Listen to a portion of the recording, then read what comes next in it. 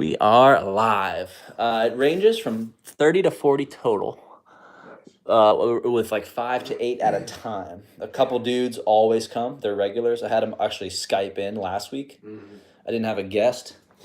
So we are live. Okay, so now here's what we'll do. So we're live. So I'm going to go to my YouTube channel here. And anybody, so we have like 120 subscribers or something.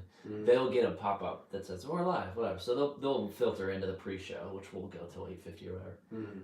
This will let me know audio. Audio check live stream. Just a simple iPhone mic. Audio check live stream. So even though this is primarily the podcast, the HD audio, the intro, the really good quality audio, this is that way they can at least pop up in the chat and say, hey, here's a thought. So I'll basically mute us.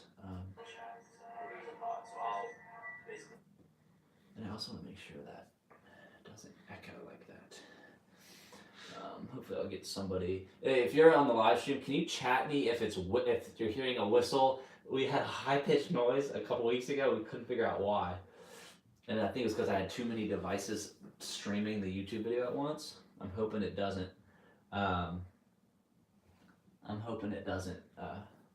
Mess up. But yeah, so I'll intro us. I'll literally you'll never feel out of place. Like I'll just feed you as if you're literally a guest on I guess that is what it is, but as if you're a guest. As if I'm a host and you're a guest. Just pretend, right? Even though that's actually what's happening. Yeah, exactly. All right, so there is no noise, all good. Thank you, Daniel. Very, very good. Okay, all right, I'm going to share this link. And then, oops.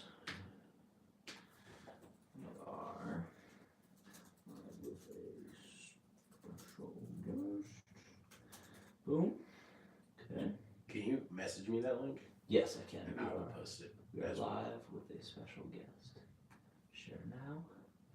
All right, so now what I'm going to do is, I think I still have a copy. Let me go to your Roro, the chat, my boys. What's up? All right, let me see. All right, so there you go, sir. So anywhere you send that is clickable. They'll come right into the live stream. Sweet. All right, let me throw this in the group me. Overcooked Swan.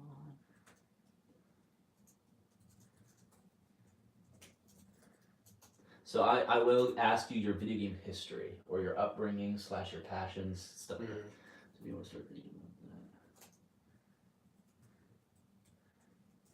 Please come in. Allow a special guest, please come in. Blah, blah, blah. I do need to do Twitter. Here we go. Tons of news, dudes. Oh my god, there's so much. All right, here we go. Let me see. We are live. Come hang out. All right. So now I'll just let some people roll into the live stream if they want to watch live, and then pretty much at any point I'll record. Daniel and Roro are two of my favorite people on the planet. Once they're in the chat, I pretty much just go for it. Yeah, the 9 o'clock is a soft start.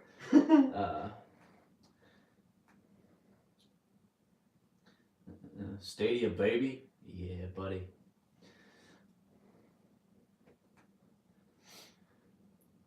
So I do not have a action report for this week's podcast. I don't have the news items listed out. This is Ben Avery. I'll talk a little bit with him about gaming stuff. We're pretty much just going to talk about Google Stadia.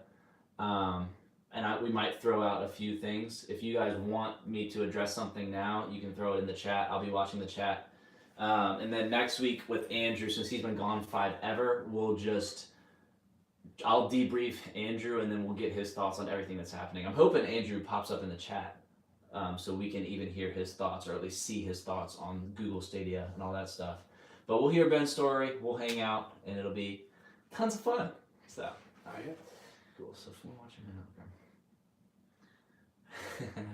who's Andrew? I don't remember any Andrew. Yeah, exactly. Homeboy's been What's gone it for so long. So I Skyped them both in, and we were just trash talking Andrew the whole time. Yeah. These two dudes found us when that Greg guy tweeted us, and they're nice. Yeah, so we followed each other on Twitter. Super funny. We did a live stream of Resident Evil last week. I don't know if you ever played those games. Yeah, Dude, I get so scared. Yeah. So they were watching that. It was super funny, but. Scary games are the best to live stream. Oh, I know. That was best, I did it like I don't know if you've seen MST3K, the old like it was an old show, but they would put a camera behind people in a movie theater and they like satirically talk to each other and make fun of what's happening. Right. I wanted to do the same thing with the live stream so I could like look back at the camera and be like, so me and Andrew were just playing it. Oh, it's so scary. Yeah. But that was fun. That's awesome. super fun. You ever played like any of the Outlast? Oh yeah, that's what started it. Is Outlast 1. We Yeah. played in Andrew's basement. Yeah. Dude, that game. I feel you. Dude, yeah. That game is and we would and you just don't want the controller. Like watching is terrifying. Yeah. Well, it's all terrifying. But controlling it and moving your character forward. I didn't realize it would be that much more scary. Right. Just because you're holding it. But it's so true. It is. Because you're doing it, you're moving forward. Like regardless of whether you want to own it or we not. had a buddy that would rotate so quickly in a horror game. And I don't know if you can picture that. Yeah. Or whip open just doors, like, you know? And I'm just like, oh, like in our live stream, Andrew would like run into a gas station, whip open the door, and I was really like, oh, like Andrew, you're Stop scary. it. Yeah, 'cause it's way too scary. Way too scary. Yeah. But so fast. Gosh, my hair looks freaking. I need a haircut. Look at that, Ben. I need a haircut too. Look at my hair. Oh yeah, look at us. We look freaking really homeless. Yeah. Roro says Outlast is so scary, dude. I know I had to read a lot of the Bible after playing that game. Right? Oh my gosh. Oh my gosh. It's bad. But cool. 8:45. Alright, that's probably pretty good. I'll jump into an intro here.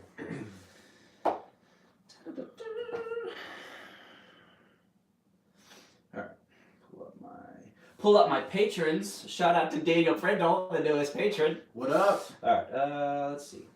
So, I just had him. What did I, what's the guy got to do around here? Oh, wait, no.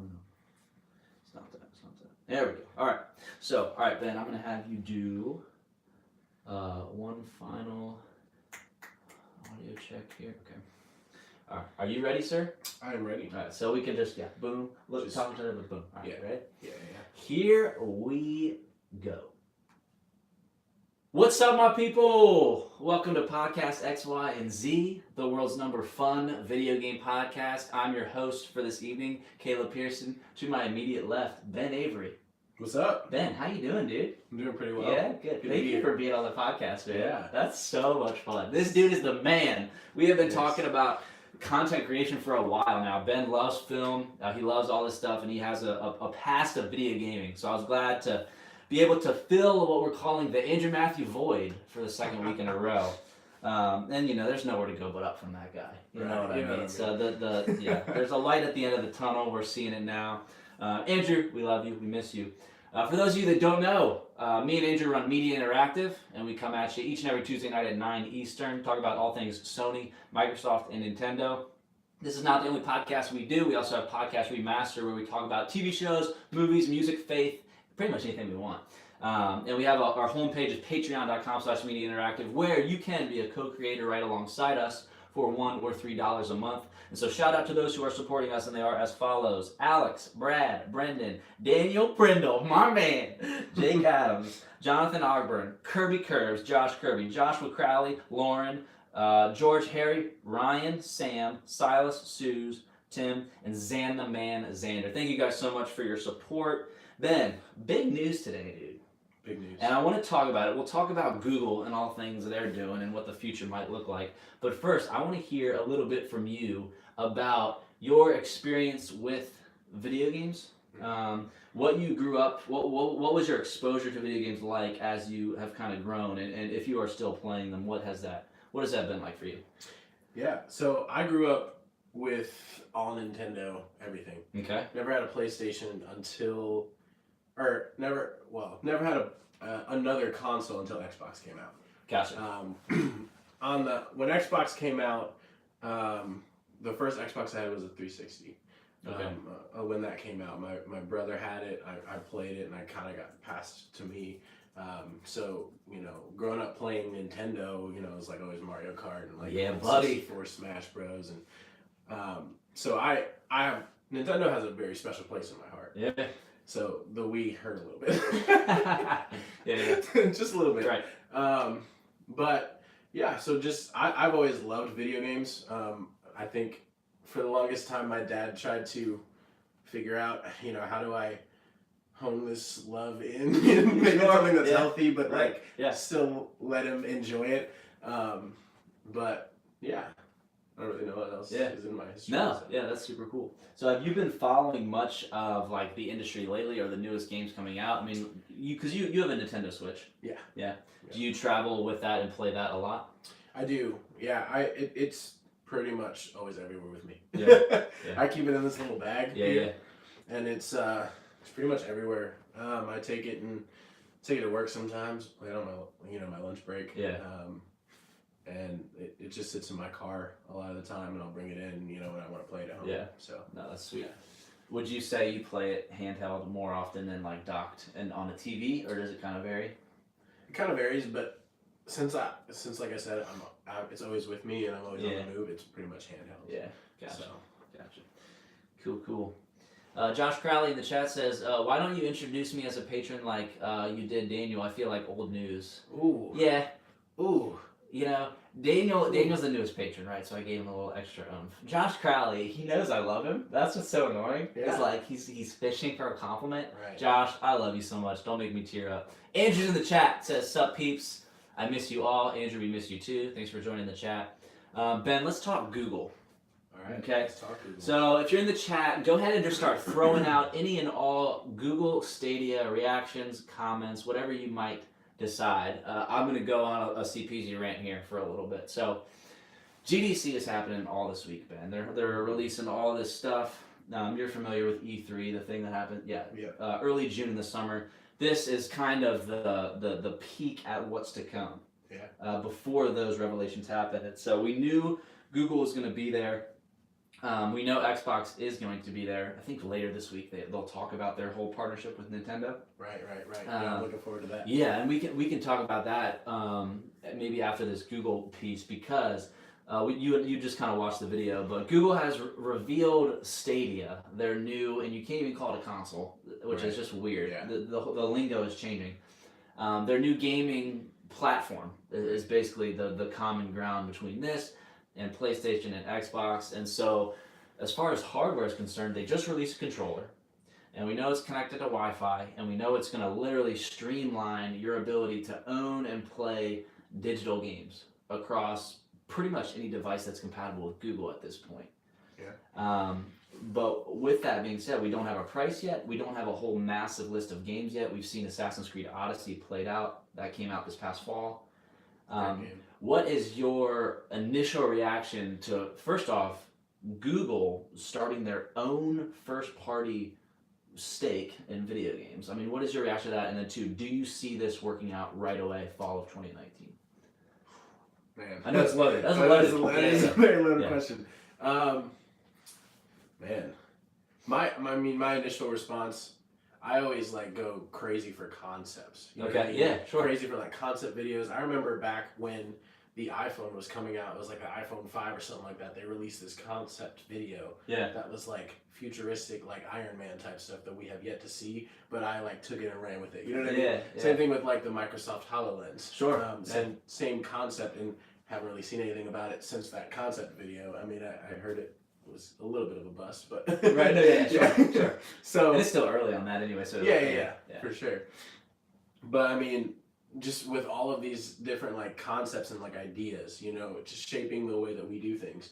I'm all about that kind of stuff. Yeah. So this being a separate concept of there's no console. You don't have to pick it up and wrap all your cords around, put it in your backpack, and go somewhere. It's Google. You're connected, and you can use a Bluetooth controller, and you're good. You know what I mean? And pretty much everyone has one of those these days. Everyone who likes gaming. Yeah. So. Yeah. You bring up a good point about the whole when the iPhone came out sort of thing. Yeah. Initially, people are just immediately polarized on Twitter. Immediately. The millisecond something comes out, you're going to be like, yes, this is the future, or man, I want the past, right? Exactly. There is no in between. Yeah. And so, but what the biggest sympathizers are basically saying is this is how people reacted to an iPhone Yeah. and to HoloLens and all Yeah. that stuff. And obviously their stories vary. But when it's uncharted territory like this, Right. people are hesitant for change despite the fact that they desperately need it. Yeah. And so my initial reaction is yes, please. I would rather see Google succeed than see Google pioneer and fall behind. If Google does this, they work out the kinks and then other people capitalize, that's fine, especially if it's Xbox personally. Yeah. Because Xbox is also doing something. And so Daniel Prindle, a patron and a live watcher in the chat, says Google Stadia is what the future of games will be, similar to Project xCloud, but his concern is that infrastructure still isn't in place in the U.S., specifically for high internet speeds everywhere. And so that's the biggest variable, right? Is how many kids cannot get excited about this. I mean, you don't have Wi-Fi, right? Right? Yeah. So basically, it's dead. It's hard. Right. I can't do it. And life is already hard. Yes. But that means this is all irrelevant, effectively, because Right. Google is saying you need this speed. Right. So do you think immediately at launch, fall 2019, this is going to take off, or do you see it having a HoloLens learning curve to it? Because right now, HoloLens is still very, like the Army uses it. Yeah. And they're like thousands of dollars, right? Yeah. I mean, what do you think happens when this gets launched? Right. Man, I think it's gonna take time for it to hit because we're so accustomed and we're so used to console gaming. And I mean there's a lot of like internet gaming opportunities. Yeah. But I think to take everyone's focus and to take it off of consoles and put it on something that's, you know, not necessarily what we're used to, it's going to take time. It's reshaping, you know, how we game and how we do things. I think it's all going to depend on how well they do things. You know what I mean? Like, what's the operating system look like? How well does it handle things? Like you said, it's going through the fiber optic network. Is that going to be able to handle slow Wi-Fi? You know, or you know, am I going to be able to play on my hotspot? Yeah. Because that's all I have for internet. So, right. You know, that's the kind of things questions that I have, and things I'm thinking about. Yeah. So. No, I totally agree with that. There's so much that remains to be seen as far as the price, you know, as far as the logistics, and then also the measure for success. Right. There are no console sales, so you can't. Is there going to be a winner of is Google immediately a fourth? You have Nintendo. Are there going to be four heads? I don't know because of the xCloud thing. Let me look in the chat here. I feel like somebody had mentioned xCloud. Roro in the chat says the seamlessness of it all grabs me, and I think that's what's grabbing everybody because you see this. The way they present it is very sleek and. Also, no load times is a big deal. No load times is a big deal. And so, for that market, for that heavy West Coast industry of video games market, we have Wi-Fi faster than the speed of light. Like, we're not worried about a connection. We just want it to be reliable. The Google Stadia controller is Wi-Fi connected to the game itself. There is no reliability on you as long as you can theoretically connect to google.com, basically. So it's going to be very interesting to see not only how it takes off, but if it can obviously stay in the air. Daniel says, yeah, if Google creates more first-party studios like they are, maybe they're okay with doing it free and then buying the games. Again, we don't know. Yeah. Andrew says, wow, no devil's advocate. Everyone just agrees here. He says, good thoughts, Ben. Love it. Keep them coming. He's acknowledging all of us in the chat. And so people I feel like people just need to process this a little bit. Yeah. Not to mention, GDC is going to happen all week long, so we'll see more of it. Right. And what Google has already said is this summer you will see more of it. So I hope that means like demos or just logistics of. Right. I want to see somebody actually send it from their TV to their phone. Yeah. And how does that work? Because the share button on the controller can share footage, but it can also share. You can share your save. You can share your actual game. So if I hit that button, and just like right before the show, I copied a link to you and sent it through iMessage. Is there going to be an app? Like, is it going to be a what is it called? I always forget. Stadia. A Stadia app that you just click on and then woof, the whole OS pops up. I don't think we know yet. The other thing is cross-platform play. They said will be there, so then it's up to the developers to allow that kind of thing.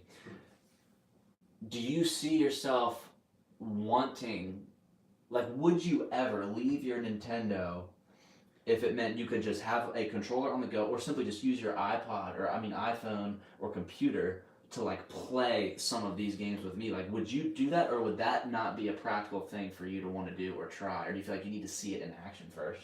I would definitely need to see it. I would Yeah. be skeptical. Like, Yeah.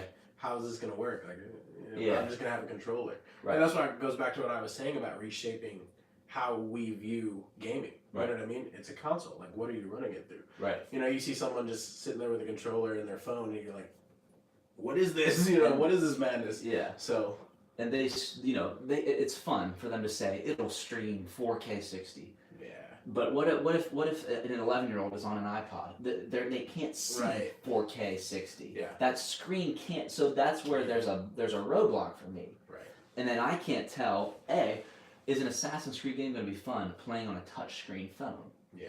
Like, have you ever played Fortnite on a mobile phone before? Yeah. It's trash. It's rough. It's complete trash. Yeah. And so, it's still Greek to a lot of us. Like, we just don't really know what they're doing.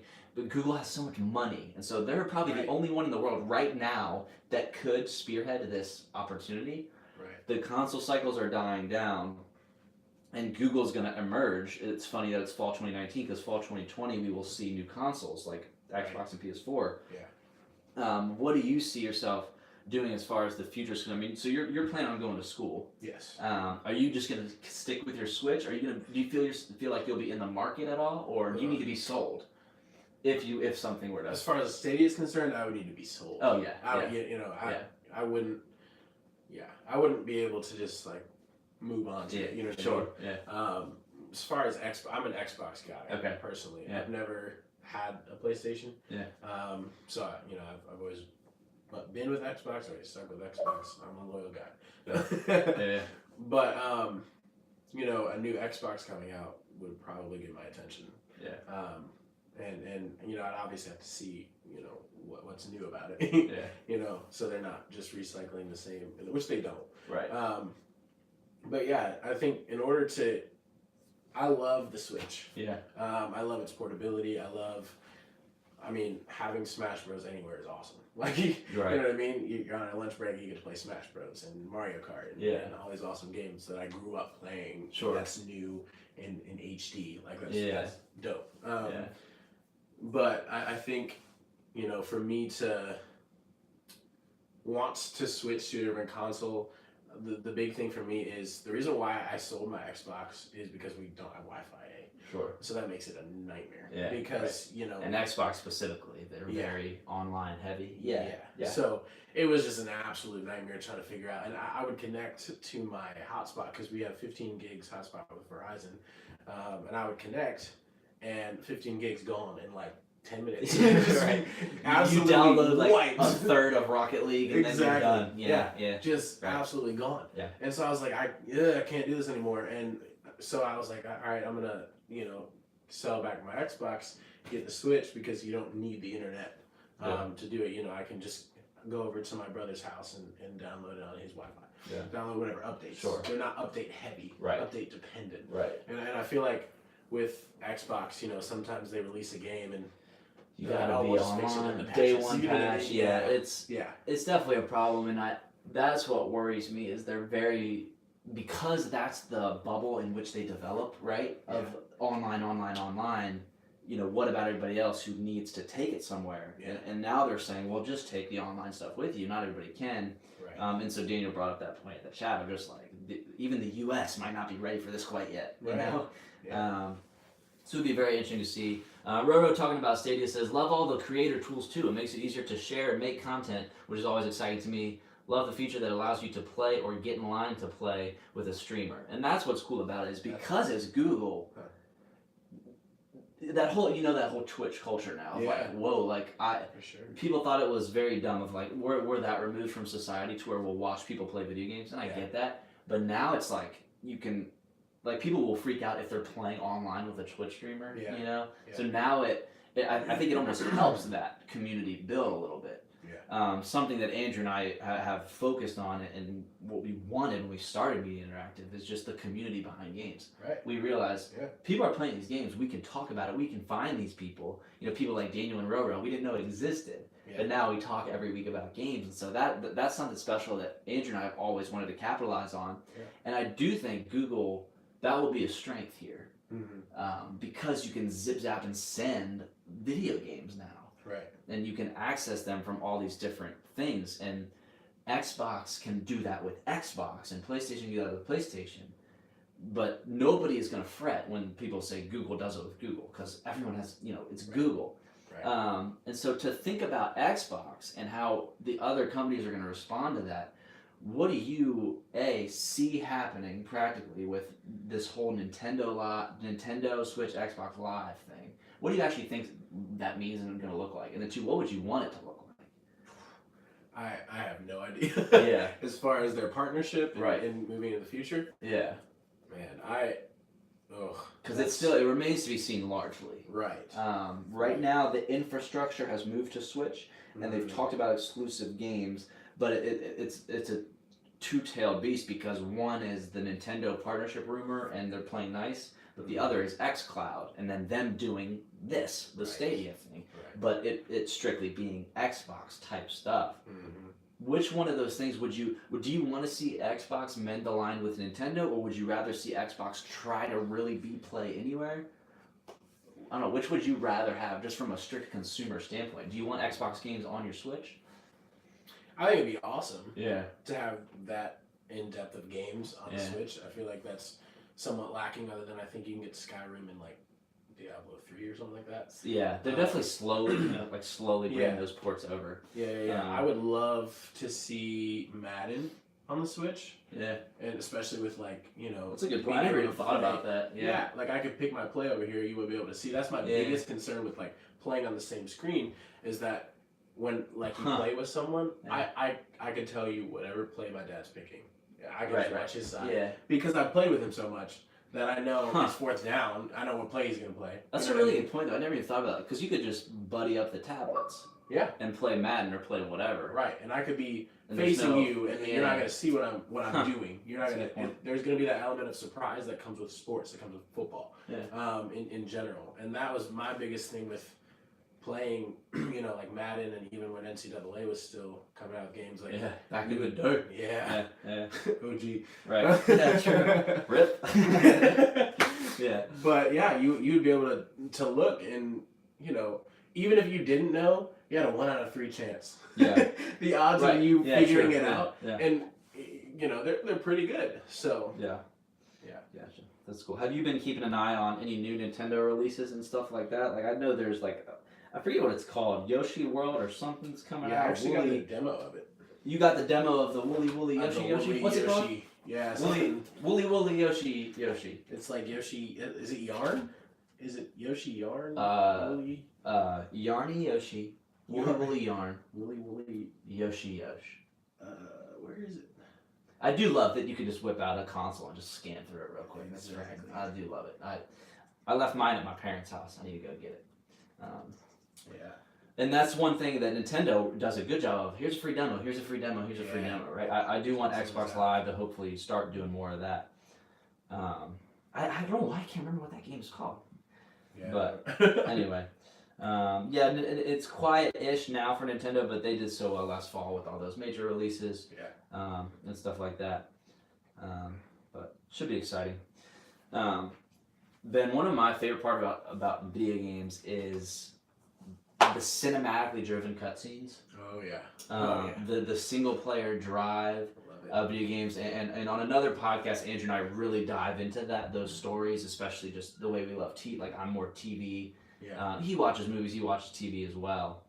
Roro, is there really a Nintendo Direct tomorrow? I did not even know that. He asked if you're excited for the Nintendo Direct. What? Roro, there's one tomorrow. You should be hosting, dude. See how unprepared I am? Let me look this up. But you're a student of film. You want to be a student of film. Mm-hmm. Talk to me a little bit about that. Like, do you see yourself gravitate towards what about it? Is it TV? Is it movies? Is it music? What about it has triggered that heart for you? Man, that's also a loaded question. Yeah, that's probably true. Sorry for I think it's all good. I think I'm going to school for acting. Okay. And wanting to eventually transition into a more directing, overseeing type of, I don't know exactly what this is going to look like. I just know, like, my mind has always worked in just simple ideas. I'll be looking at something, or I'll be traveling somewhere, and I'll think this would be an awesome place to film this, and it's not really sparked by anything. It's just like, I can see stuff happening that way. I think this is gonna sound weird. I think in camera angles. Oh yeah, no, I totally get it. Like I totally. What's up? Yeah, right. And like when I listen to music, I don't just listen to music. Like I imagine stuff happening. I do. Yeah. Behind. I remember talking to you about this because I think the same way. Yeah. Yeah. And so that, I think my love for film has kind of been like hardwired into me in that sense. I seldom listen to a song without thinking of where it would be in a film, or imagining what's going on while the song is playing. And so taking that into the world of film, whether it's TV or movies, mm-hmm. I think that there's the creative possibilities for that are endless. And I think that's what I get excited about. Sure. I get excited about the ability to convey a message through a film, and then on top of that, how much music invokes feelings and it invokes emotion. And to be able to take something like just a simple film and convey a message to people, regardless of what that is. You know what I mean? I've written a lot of my ideas. They're all different things. Like I've written some horror. I've written some romance stuff. You know what I mean? And it's all just sitting there waiting to be used, waiting to be made into something. And I have all of it in my Google Docs. I have an entire folder of just ideas that when I get to film school, I'll be like, hey guys, help me. Yeah. That's good. So that's good. Yeah. That's super cool. Andrew and Roro in the chat say, yes, there is a Nintendo Direct coming tomorrow. It's for the indies. Andrew says, Castle Crashers coming to Switch. Nice. Love me some indies. Daniel says, Shadow Complex was a cool indie back in the day. Applicants too, blah, blah, blah, blah. GameSpot says, new Nintendo Direct style showcase airing tomorrow. Watch it here. Returns on March 20th. Yeah, so this is the Nindies, they're calling it, Nintendo Indies Showcase. So this is going to be like the Kind of Funny Games Daily Showcase. When was the Kind of Funny Showcase? When was that? I think it was early December or something. But it's cool because they give those smaller developers the opportunity to get airtime, right? Because otherwise they're not going to do that. For sure. So I'm excited to see that. I do think Nintendo is strong in indies. Yeah. I was surprised. And even, I feel like that's even just unique to this generation of Nintendo. Indies weren't, there were always those scrub games that nobody played. Yeah. But it wasn't until digital stores became concrete that you could find an indie. Right. Or on a whim, if you hear about it, you can immediately, other than that, it was always, you had to find it in a GameStop. Right. And no one goes to a GameStop to shop. They know what they kind of want. Yeah. So that culture has changed, and Xbox does a good job with indies and a good job with early access. Yeah. Thank you, Roro. It was early December, that other showcase. So that should be exciting. Then Andrew and I have talked about that. Nintendo is obviously different from Xbox and Sony. Mm-hmm. Xbox and Sony have these huge annualized conferences. Nintendo has these monthly, bi-monthly directs. Have you enjoyed that style of them revealing things more so than the big, huge conferences? I have, just because, it feels like, in a weird way, it feels like you're getting more. You know what I mean? Yeah. Whereas, you're always, there's always an update, there's always stuff like, I have my certain things that I, subscribe to, or that I just drop in the Google Dropbox, search bar, just to see what's new and what's going on. And definitely Nintendo and Xbox are two of those things that I'm either subscribed to on social media or however you get your information, or I just Google what's new frequently. And to have more stuff that just kind of pops up, a video or something that's out there for Nintendo is nice. Obviously, there's a lot of stuff going on all the time in Sony and Microsoft, but to have like it in a more seemingly official capacity, you know what I mean? Yeah, Is nice. that's cool. Yeah, I love it too, and I love because I own all three, right? Mm-hmm. So it's like at a certain point, I love Nintendo. I can just check in on Nintendo because, like you mentioned about just your upbringing with Nintendo, I was the same way. Yeah. When I got my Switch, I need Mario Kart right away. Oh yeah. Smash Bros will be coming out, and I'll get Mario Party when it came out. So I have the big three. Yeah. And that's all I really need. I have Breath of the Wild. I have other games. Mm-hmm. Have you? Oh, so Tetris 99. We played a little bit of that. Yeah. Was you seeing it at my birthday, like your first exposure to that game? It was, Okay. yeah, because I don't have Wi-Fi. Dude, so. well, yeah, I guess that's true. Dude, that game stresses me out as a battle royale. Crazy. What is your experience with battle royales? Have you played much of any of them, or have you very much just watched people do it? I've pretty much just watched. I mean, Yeah. I played a little. I played a little Fortnite with my friends. Yeah. And that's obviously fun. Yeah. Right. Sure. But I never won it. Yeah. If you could only play one like style or genre of video game for the rest of your life, like what would you choose? Would it be a battle royale multiplayer? Would it be an old school team deathmatch multiplayer like Call of Duty, or would you rather have a single player linear story, or what? What would that be? Oh man, that's a rough question. Because I'm of two minds about it. Yeah. Community wise, socially, I would do the battle royales of let me talk to my friends. Right. But the most enjoyment I get is Last of Us and these linear driven stories that are just so powerful. Yeah. Basically, the question stinks because you have to mourn all the millions of things you're gonna lose. But yeah, I don't know what is your favorite, or if you only had one, what would it be? Would it be sports? Would it be something completely different?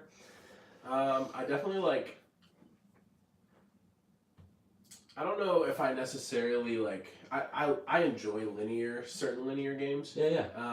But I like freedom in games. So like I loved Assassin's Creed Odyssey. Open world stuff. Yeah. I loved that game. Yeah. I love to just be able to walk up to anything and Right. do anything. Yeah. You know what I mean? Practically. Yeah. And so that for me is something that doesn't. I mean, obviously after a while it does, but it doesn't get old for a long time. Yeah.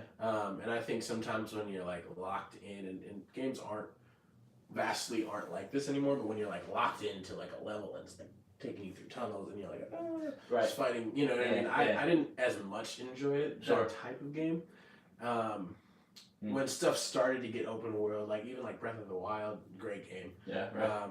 And when stuff started to move and shift more towards that, I think I found more enjoyment in the games. Sure. Have you played Animal Crossing before?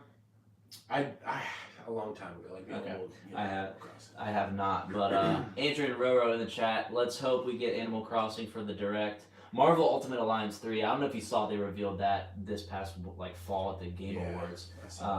Obviously, reigniting that series.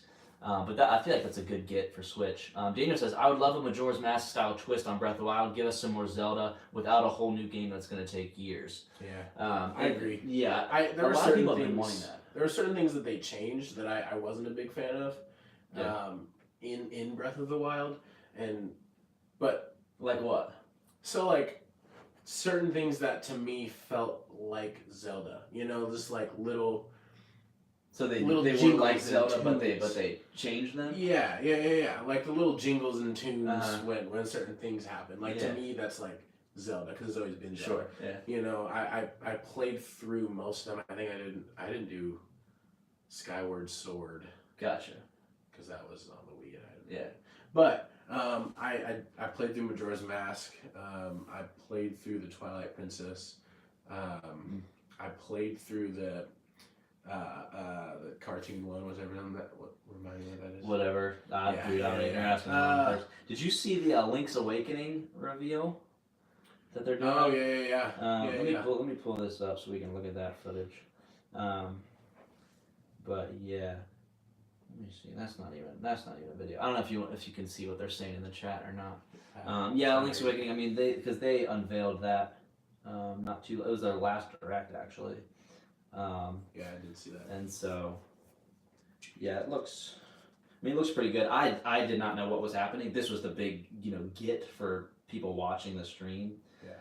But like that whole top, Like the graphics look sick. Yeah. Like that looks super fun. Right.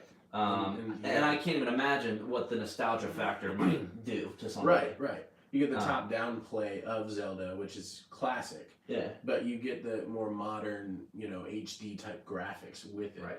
Also get the side scroll apparently. That's cool. And it'll change. It'll move around. And do so kind of like in a Mario Odyssey. Yeah, and it reminds me of like the Super Mario U and all that stuff they did with the platforming. So we don't know if we're going to see that tomorrow or not. It's not a full direct. It's more of an indie kind of spotlight type thing. But interesting. Ben, a game came out recently that's getting destroyed critically. It's called Anthem. And Andrew, it was the best-selling game of February, so you can suck it, Andrew. No one likes Andrew. No one likes him at all. But Roro says Brian Altano cried. Brian Altano's a guy at IGN, and they live stream him tearing up to the reveal of Link's Awakening. He was like, it's so funny. That's awesome. It was too funny. But yeah, I'm still playing Anthem. I'm playing Apex a lot. That's like the newest battle royale. Yeah. And they just released a battle pass for that, and so I paid $10 for it. You get your cosmetics, you get your skins. A lot of people are complaining about that. If you're watching live, go ahead and throw your Apex Legends battle pass impressions in the chat if you want. I know you probably can't speak too much to the battle pass itself, but what do you think about that model of gaming? Of this is going to be a free game, and you pay $10 for the battle pass. That's effectively every 3 months. If you buy it once, if you play enough, you earn enough credits to get the next one for free. Okay. But if you ever step away, you didn't earn enough credits. Yeah. So when the next season of Battle Pass comes out, you have to pay again. Mm. What do you think of that model? Because Fortnite found success in it, and now other people are doing it. I think from a business standpoint, it's genius. Yeah, right. From a consumer standpoint, I guess it depends on how much you're willing to dedicate. Exactly. To the game. Yeah. You know Very what I mean? subjective. Yeah. $10 to play a fun game all the time. If that's what you're playing, if that's your game, not a big deal. You know what I mean? Yeah. $10. Yeah. But if you're just kind of like, man, I want to be able to play this and come back to it when I want to and not have to pay, that might be a different story. Yeah. Sure. Yeah. I get that. Yeah, I like it a lot. I do want to, because it's Apex, and I'll hopefully play enough to where I'll never have to pay again. The skins for Apex Battle Packs were underwhelming. I definitely agree with that. I don't find myself immediately liking all the rewards.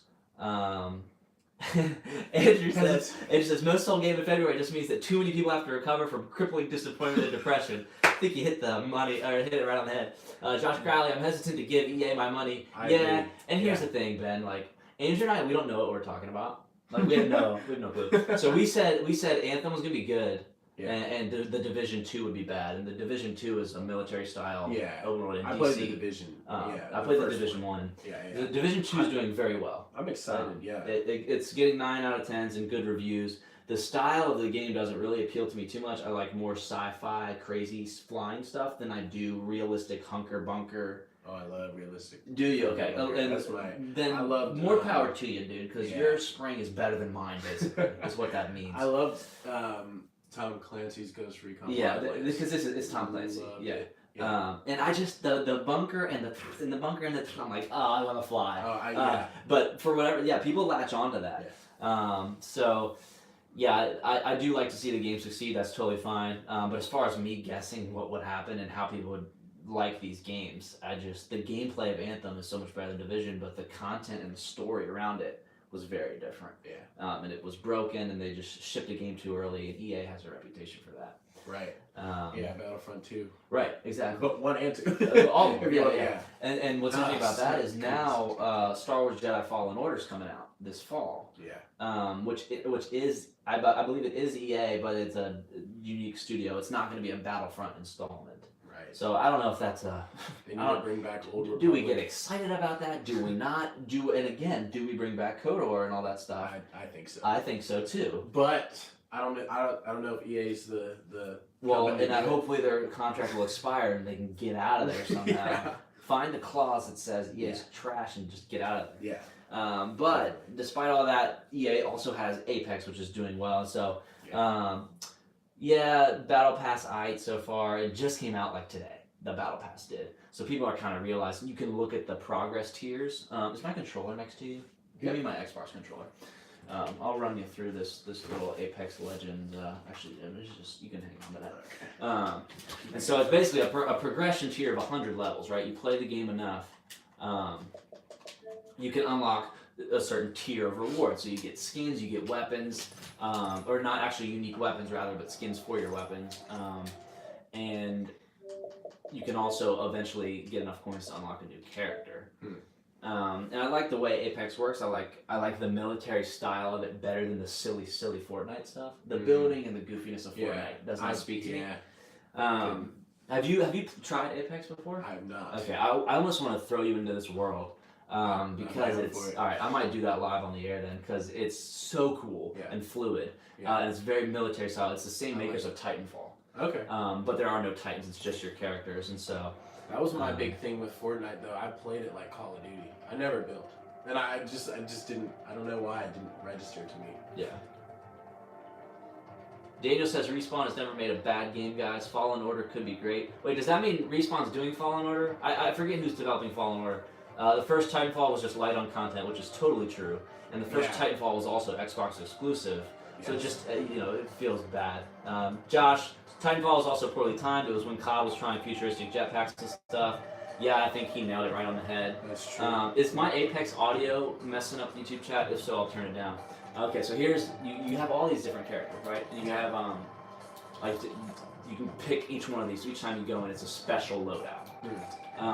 And then you go to this battle pass, so there are tiers on the bottom you can see over the camera. Right. Tiers on the bottom, you get all these different weapons, all these different skins and coins and stuff. Yeah. It's always 3 people. There's no single mode or duos mode. So it is weird. You have to play with people. But basically they've made it so it's a huge system of communication without talking. You don't need to chat. You can ping stuff with all these buttons. I'm just gonna let you. I'm just gonna throw you in. The controls are pretty basic. Run, jump, shoot, aim, and all that stuff. And so you will spawn in like Fortnite will. But I just want you to don't feel like you need to play the whole round or anything, but just get a vibe of the map and the cadence of it because there's no fall damage. It's very vertical. You're moving around. Josh Cross says the ping system is legendary, and so you get to specialize your gaming. So go ahead and select the bottom middle. Yeah, right there. The Bangalore. There you go. Perfect. So everybody gets to choose your team's loadout of 3 based on who everybody picks. You can't repeat. And so you want a well-balanced kind of team, you know? Her elements are smoke grenades, his are tracking, and whoever they pick is against on a different way. And so then he'll also decide where you jump. You jump in as a squad, and then there's 60 people in a game, so 20 squads of 3. But I just kind of want you to see the art style of it and the shooting system in place because this is my game. Like Fortnite was not my game because I don't build. Right. Building is offense in Fortnite, which is so stupid. And dude, I went on a Fortnite rant a couple podcasts ago, so I'm trying to not do that every podcast. Stupid dinosaurs. Yeah. So you can pull up your map. You're the jump master actually. So go ahead and push X. And then left stick up, you're going to dive straight down to that orange diamond, 150, straight in. You see it? And so you can kind of corkscrew and pivot and just go straight to that. And then basically you're going to need to find red doors and open them and then go around and tap X to pick up loot. And so you'll drop down and then I would just run down to the left. And so it's all first person and you need to basically find weapons. If you want, you can run back up, that's fine too. But so it says hi to your loot, you have the map up there, and then you can see your 3 different people. I would keep following the road actually, out that way, yeah. But Apex is super fun, and so at this point I am basically waiting to continually play this game until a new game can come out that I can follow. I want to finish Anthem. I don't know what I'm going to do about the Division yet. I need to have a conversation with Andrew about that because we just don't know what we're talking about. Your look sensitivity is crazy. Oh yeah, mine's way up. Yeah. That's thanks to Tommy McVeigh. A friend of mine. You might know. You probably recognize him. He just plays with his sensitivity off the charts. It got to the point where I think he would borrow a controller of mine, and I was so tired of changing it back and forth, or I just watched the way he plays. Yeah. And so, anyway, so that other crate has some stuff in it. You can see. Yeah. So go and grab all that. It's X. Yeah. How do you? I was just gonna ask you a question. I was just gonna ask a question about how do you go back and forth? How do you do going back and forth from the Xbox to the PlayStation to the Switch with their buttons? Yeah, it takes me some time. If I change games or consoles, it takes me sometimes a day to really get used to the different sensitivity and all that stuff. But hopefully you can at least tell how this can get freaking insane. Oh yeah, right? For sure. Completely insane. No All right, I'm gonna wrap up this podcast. You keep doing your thing. Just chilling. Yeah. Thank you guys so much for tuning in to Podcast X, Y, and Z. Episode 22, Andrew. We're zooming, dude. Excited for the big Michael Jordan episode next week. Andrew Matthew will be back. That's the word on the street. He's been traveling out and about. Feel free to check out our homepage, patreon.com/mediainteractive. You can check out our YouTube. If you're listening to the HD audio later, we love you. Thank you so much for doing that. You can find us on Spotify, Apple, all things podcast services. And don't forget that every Tuesday at 9, we will be on YouTube. And you can join the chat and be a part of the podcast and part of the community. We love y'all. Keep it real. And I'm hoping Ben's going to get his dub. You're going to win. Oh, yeah. First time, 1 for 1. And then you'll just never play again because you won't need to. Right. Much love. And keep on gaming. Cool. So that's it for the HD audio. Here's the live stream. There's Ben. There's your boy. Yeah. Look at him go. Part of me wants to just let the live stream go and let's watch the rest of your... I'm some booty. I'll tell you. It's been a minute since I played a first-person shooter. Josh Crowley, #I was here. Roro says, great show, guys. Shout out to Ben Avery for joining me.